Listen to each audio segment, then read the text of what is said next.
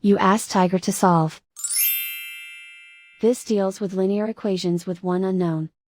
The final result is x equals negative 96 over 23. Let's solve it step by step. Simplify the expression. Find the lowest common denominator. Multiply the denominators. Multiply the numerators. Combine the fractions. Combine the numerators. Isolate the x. Multiply both sides by inverse fraction 24 over negative 23. Move the negative sign from the denominator to the numerator.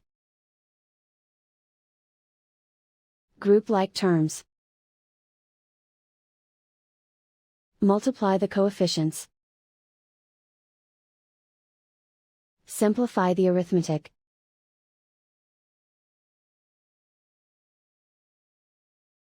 Move the negative sign from the denominator to the numerator. Multiply the fractions. Simplify the arithmetic. And so the final result is x equals negative 96 over 23.